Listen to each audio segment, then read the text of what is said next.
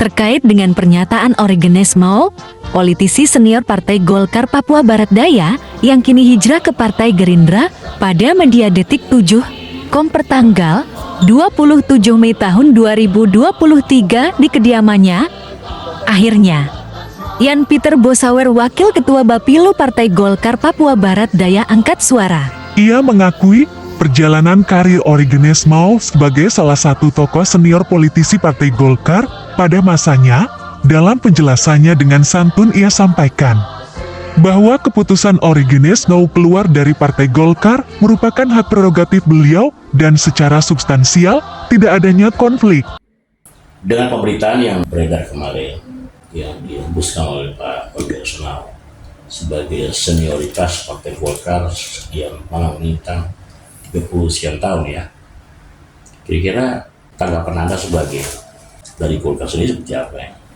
Baik, secara de facto, juga secara de jure, secara historis, 3 hal ini ya, melekat dalam diri pribadi Pak Ori. Itu kita benarkan. Jadi beliau di masa pemerintahan Orde Baru, semenjak SMA, simpatinya kepada Partai Golongan Karya, sejak menyumbangkan pendidikan tinggi dan terlibat aktif di organisasi kemasyarakatan pemuda di sana, dan selanjutnya berhimpun di dalam Partai Golongan Karya pada masa itu fakta dan kita appreciate itu. Dan boleh dikata bahwa Pak Ori sendiri memang merupakan ex officio dari generasi senior Partai Golongan Karya di masa rezim Orde Baru.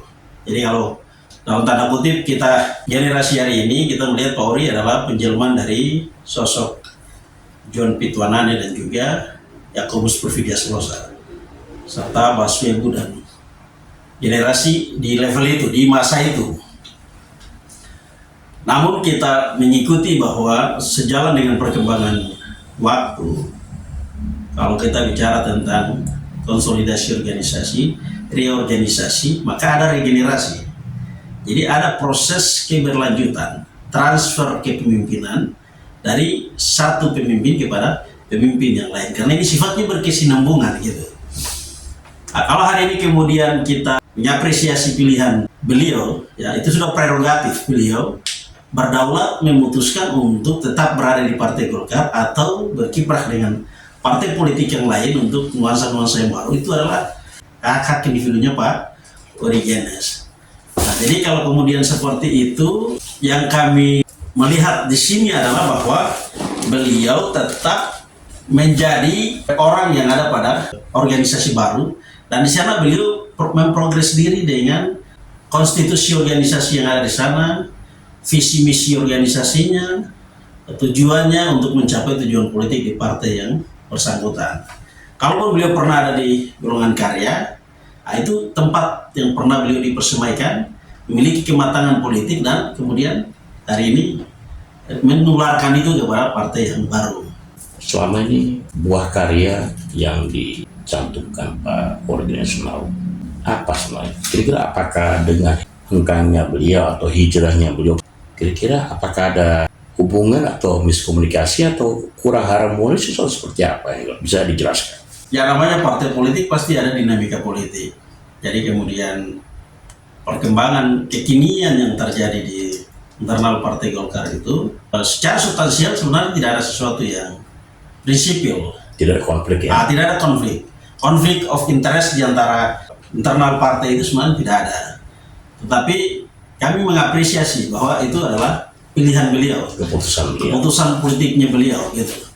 Kalau ada perkembangan yang lalu beliau sempat menanggapi bahwa manajemen dalam kepemimpinan Ketua DPD Partai Golongan Karya Provinsi Papua Barat yang kemudian dalam perkembangan politik pembentukan daerah otonom baru Provinsi Papua Barat Daya, dan beliau kemudian mendapatkan diskresi untuk menjadi ketua lagi di wilayah Papua Barat Daya. Saya pikir itu bagian dari dialektika politik memang. Jadi prosesnya berjalan normatif. Kemudian tentang ada sentilan bahwa one man show, sebenarnya juga sih tidak, karena Partai Golongan Karya ini dalam struktur kepengurusannya kan kolektif dan kolegial. Pak Ori sendiri dalam keberadaannya saat itu beliau adalah ketua bidang kepartean yang sebenarnya juga adalah merupakan posisi strategis yang include dengan pengambilan keputusan dan pelaksanaan tugas-tugas fungsional dan operasional dalam konsolidasi organisasi di Partai Golongan Karya. Jadi kalau kita namanya kolektif kolegial, itu tidak ada kepemimpinan tunggal gitu. Kepemimpinannya bersifat kolektif.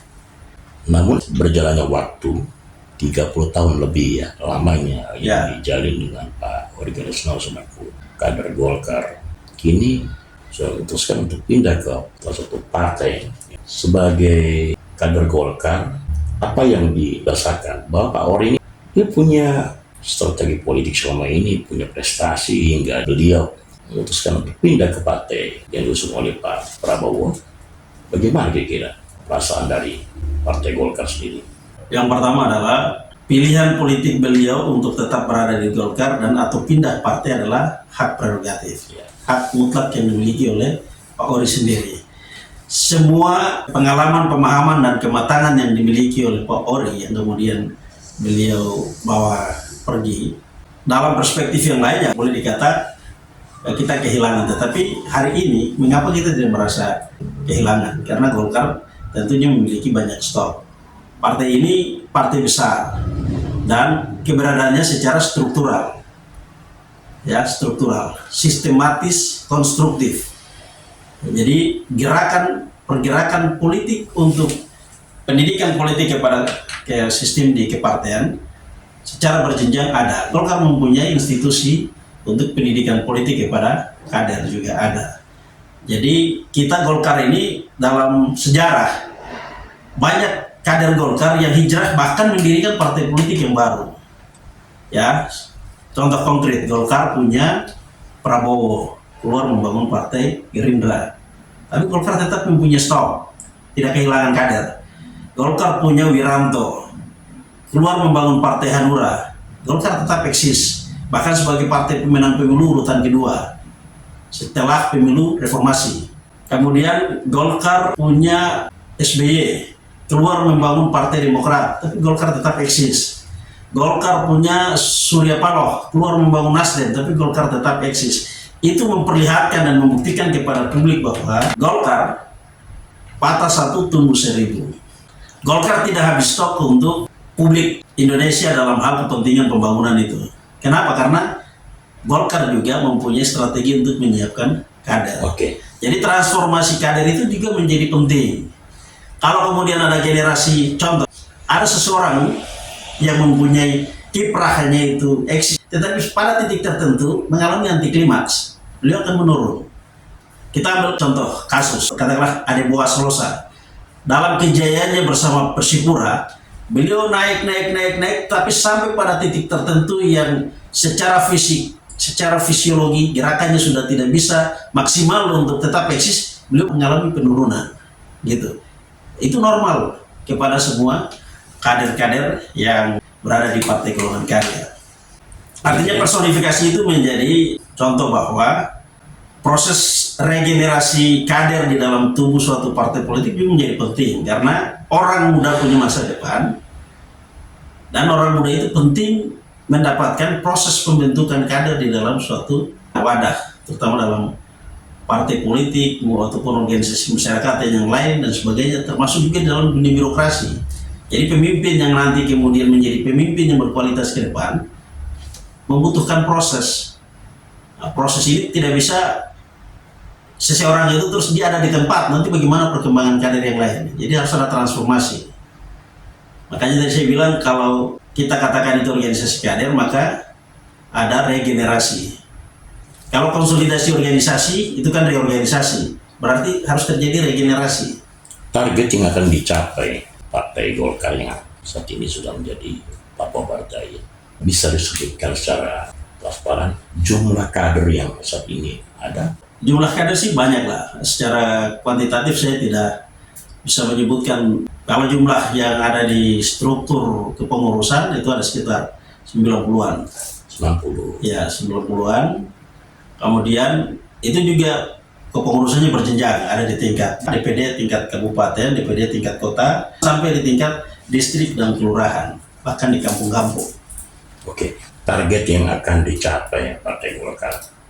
Target politik jelas bahwa Partai Golkar secara nasional hari Minggu besok tanggal 4 itu akan ada Rakernas. Besok ya? Ya, Rakernas itu langsung di Jakarta. Dihadiri oleh seluruh kader se-Indonesia. Di dalam Rakernas itu akan memutuskan sejumlah target-target politik, baik itu menyangkut Pilpres, kemudian pemilu legislatif dan pemilu kepala daerah ke depan. Khusus untuk Partai Golkar di Provinsi Papua Barat Daya, kita punya target besok itu harus menang pemilu legislatif. Itu menjadi parameter politik untuk kita merebut kekuasaan eksekutif nanti pada pemilu kepala daerah Gubernur Papua Barat Daya tahun 2024 di bulan November akan datang. Komunikasi dengan partai sendiri, dengan para kader sejauh ini dengan Pak Lambert Mau, beliau sudah resmi menjabat sebagai Ketua DPD ya Provinsi Papua Barat Daya. Komunikasi selama ini dibangun dengan para kader dari Kota Sorong, Kabupaten Sorong hingga seluruh wilayah. Kira-kira seperti apa? Komunikasi politik yang dilakukan oleh pimpinan selama ini berjalan baik, komunikatif, sinergis dan harmonis. Ini terlihat bahwa sesudah musda, kemudian agenda nasional kita konsolidasi di Timika. Sesudah dari Timika kembali, seluruh partai politik, bukan saja Partai Golkar, kita diperhadapkan dengan persiapan pasca pencalekan. Jadi bagaimana kita, para kader yang mau menjadi calon anggota legislatif, mereka terlibat aktif dalam proses administratif dalam hal pendaftaran caleg kemarin. Sekarang ini masa waiting, ya, masa menunggu untuk daftar calon sementara. Nanti kalau kemudian ada perbaikan, kita ikuti sesuai jadwal komisioner, sesuai dengan ketentuan PKPU nomor 10. Selanjutnya, nanti kalau sudah ditetapkan daftar calon tetap, ya kita akan melangkah kepada rapat-rapat konsolidasi untuk strategi pemenangan pemilu. Kalau komunikasi berjenjang, itu berjalan komunikatif. Baik dari jenjang kepemimpinan tingkat provinsi, kabupaten, kota, antar pimpinan partai politik, ketua, sekretaris, bendahara, semua berjalan. Sampai sejauh ini Partai Golkar masih diterima oleh masyarakat luas ya. Parameter seorang Pak Lambert Mau yang kita kenal dengan humanis, dengan masyarakat, kemudian sering turun lapangan, melihat apa yang terjadi, banyak isu fitnahan dan sebagainya. Dari Golkar melihat seperti apa ya? Karena ini masyarakat akar rumput yang menilai. Selalu kita lihat bahwa Pak Lambert Mau memiliki empati, perhatian terhadap masyarakat. Cuma kita melihat bahwa batasan 2 periode tidak cukup. Dan sekarang beliau punya tekad untuk bagaimana caranya beliau ingin jadi gubernur. Kira-kira bisa dijelaskan dari? Ya, memang itu merupakan komitmen dari Partai Golkar. Kemarin musda itu kita sudah menetapkan direkom untuk Pak Lambert itu menjadi calon gubernur Papua Barat Daya, dihadiri oleh Sekjen Partai Golkar dengan sejumlah pimpinan. Hal yang sama dipertegas dalam rapat koordinasi nasional yang diselenggarakan di Timika. Ketua Umum mengumumkan secara resmi caleg DPR RI dari Partai Golongan Karya ada 3. Kemudian Pak Robert, Pak Bernard Sangrim sama Ibu Dian Wasaraka. Kemudian selanjutnya beliau mengumumkan secara resmi dalam forum itu bahwa calon gubernur Papua Barat Daya Dr. Anies Ekonomik Lambertus Mau. Jadi kalau ketua umum itu sudah menyampaikan itu sudah daulatnya sudah mutlak gitu. Tapi kalau boleh tahu Pak, untuk wakilnya kira-kira yang pilih siapa?